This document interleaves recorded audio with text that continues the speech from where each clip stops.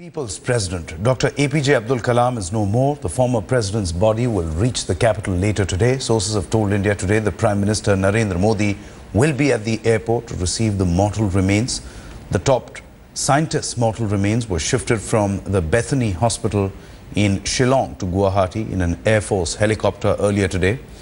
And from Guwahati, the body is on its way to the capital in a special IAF, that is the Indian Air Force aircraft.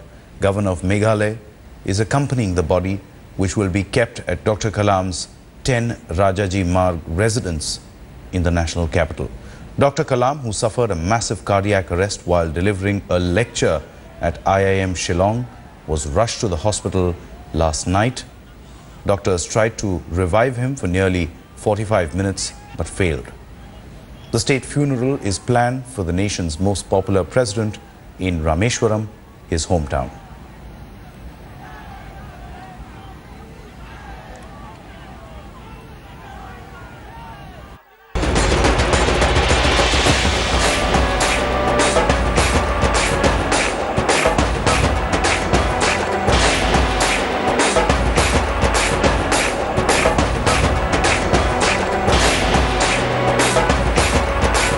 यह है दक्षिण भारत का प्रसिद्ध तीर्थ स्थल रामेश्वरम। रामेश्वरम के इसी छोटे से घर में एपीजे अब्दुल कलाम ने आंखें खोली थीं। कलाम के पिता जैनुलाब्दीन मरक्यार मामूली नाविक थे।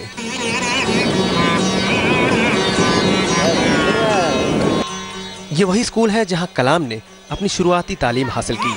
पहले की ही तरह आज भी यहाँ ज्यादातर मल्लाहों के बच्चे ही पढ़ते हैं। बचपन से ही सादगी पसंद कलाम का परिवार भी काफी धार्मिक था। उनके घर में सजावट के नाम पर नौजवान कलाम की कुछ तस्वीरें और इंजीनियरिंग की पढ़ाई में इस्तेमाल की गई स्केल है। मोतू मीरान बताते हैं कि कलाम की प्रतिभा बचपन में ही नजर आने लगी थी।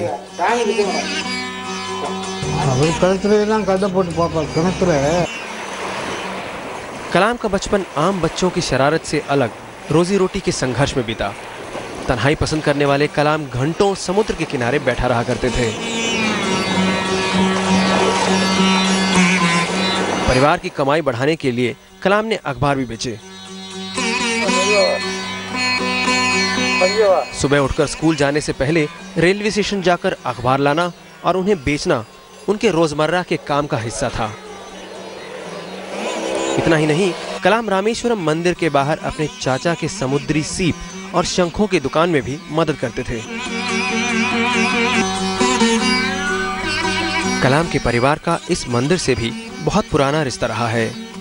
मुस्लिम परिवार होने के बावजूद मंदिर से जुड़े सालाना मेले में उनका परिवार ही मंदिर की प्रमुख मूर्ति को नाव में समुद्र में ले जाया करता था।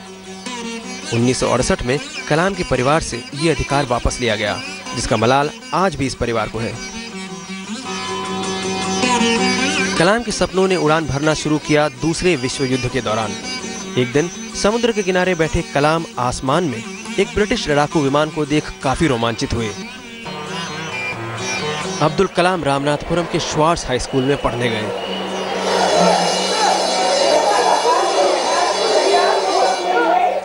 स्कूल की इमारत पर लिखी गई इस इबारत ने उन्हें वक्त की कदर करने की सीख दी, जो जीवन भर उनके काम आई।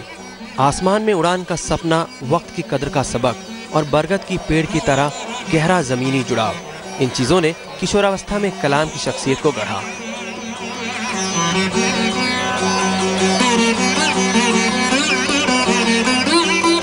इस दौरान उनका परिचय स्वतंत्रता सेनानी STR माणिक्यम और मार्क्सवादी साहित्य से हुआ।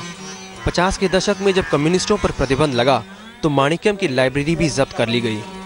कलाम ने उन्हें किताबों की दुनिया, खासतौर पर मार्क्स के दास कैपिटल से वाकिफ कराने के लिए एक चिट्ठी में शुक्रिया अदा किया था। वो चिट्ठी आज भी सुरक्षित है। फिजिक्स में ग्रेजुएशन के बाद इंजीनियरिंग पढ़ने युवा कलाम पहुंचे दक्षिण भारत के प्रतिष्ठित Madras institute of technology. Madras institute of technology में पढ़ रही नौजवान पीढ़ी के लिए कलाम की कामयाबी एक ऐसी मिसाल है जिसे जिंदगी में पाना किसी भी छात्र का मकसद हो सकता है। कलाम के जीवन में एक नया मोड़ तब आया जब 60 के दशक में जाने माने अंतरिक्ष वैज्ञानिक डॉक्टर विक्रम साराभाई ने उन्हें रॉकेट वैज्ञानिक के पद की पेशकश की। उस समय तक अंतरिक्ष विज्ञान में भारत का कोई मुकाम नहीं था। विदेशों में बने रॉकेटों को थुम्बा रॉकेट लॉन्चिंग सेंटर से छोड़ा जाता था। जब साराभाई ने पहले स्वदेशी SLV यानी सैटेलाइट लॉन्च व्हीकल का मसौदा तैयार किया तो कलाम को प्रोजेक्ट लीडर बनाया गया। सालों की मेहनत के बाद भारत के पहले सैटेलाइट लॉन्च सिस्टम का 1980 में 30 किलोग्राम पेलोड के साथ सफल परीक्षण हुआ।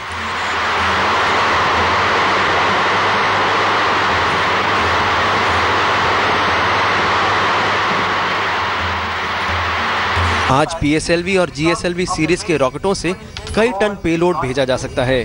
इसका श्रेय जाहिर है अब्दुल कलाम को ही जाता है, लेकिन इतने बड़े बड़े काम करने के बावजूद उनकी निजी जिंदगी इन कामयाबियों के चकाचौंध के असर से हमेशा बची रही। उनकी सादगी के कायल बड़े आदमियों से लेकर ढाबा वाले तक हैं। 20 साल तक तिरुवनंतपुरम के इस ढाबे में वो नाश्ता और खाना खाते रहे। 1980 में प्रधानमंत्री इंदिरा गांधी ने जब मिसाइलों की सीरीज निर्माण के लिए इंटीग्रेटेड मिसाइल डेवलपमेंट प्रोग्राम पर काम शुरू करवाया तो उसकी जिम्मेदारी अब्दुल कलाम के कंधे पर डाली गई। कलाम के नेतृत्व में इस प्रोजेक्ट के ज्यादातर काम पूरे हुए। उनके सहयोगी आज भी कलाम की लगन को याद करते हैं। कलाम के काम का दायरा मिसाइलों तक ही सीमित नहीं है। उन्होंने अग्नि मिसाइलों के लिए इस्तेमाल किए जाने वाले कार्बन मटेरियल का इस्तेमाल पोलियो प्रभावित बच्चों के लिए कैलिपर बनाने में किया। पहले ये कैलिपर 4 किलोग्राम के होते थे, लेकिन कलाम के प्रयोग के बाद इनका वजन महज 300 ग्राम रह गया। इतना ही नहीं, हृदय रोगियों के लिए भी कलाम की खोज वरदान साबित हुई।